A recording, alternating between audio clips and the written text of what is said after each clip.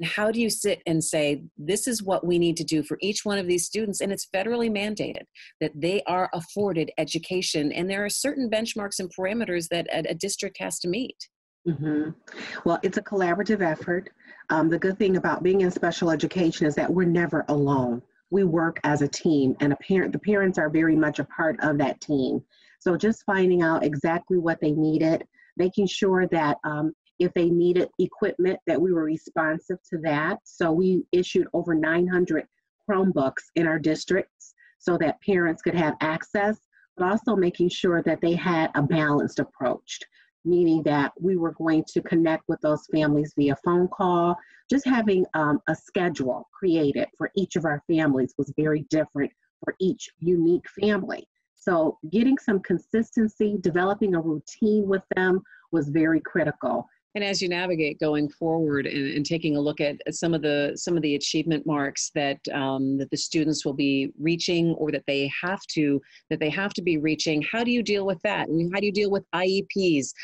Do the schedules get changed? I'm sure you're navigating all of that. Yes.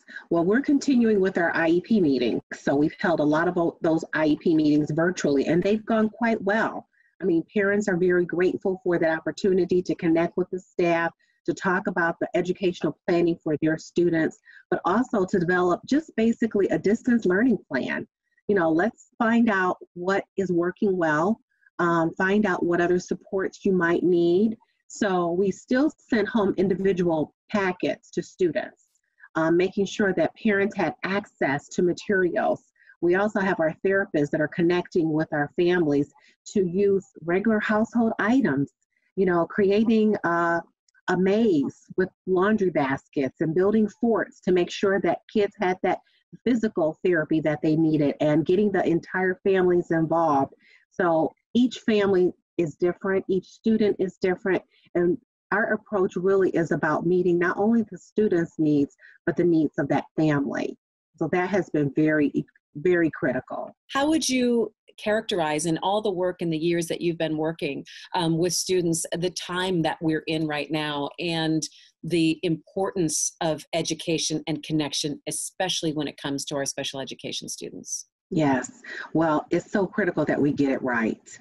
We're literally writing the blueprint for pandemics or any national disaster. So it is so important that we take this opportunity to understand the unique needs of our families and get it right. We don't have anything to go on. We haven't had a pandemic in our country for over 100 years. And that time, they didn't even have special ed laws on the books. So now that we have this unique time, it's so important that we develop a blueprint for others to follow if this should ever happen again. But, you know, that individual support is what we're really holding on to, and the collaborative spirit of our team.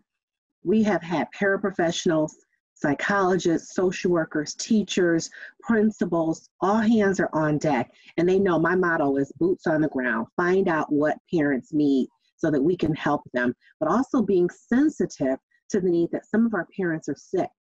Some of our students have been hospitalized. We've lost staff members. So it's very important that we remember that compassion over compliance. We're really taking a hard look at what families need, and knowing that they could change every day. We're hearing about losses. We're also hearing about recoveries, but that also changes our work, because some of our families are just trying to make it, just trying to get through. And as we continue this work, we're finding that every day is different.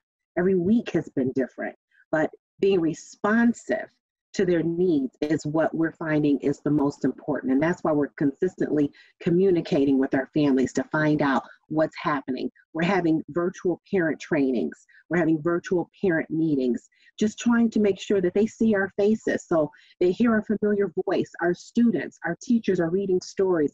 Our paraprofessionals are following up with phone calls, just so that they know that we're here and we're in this together.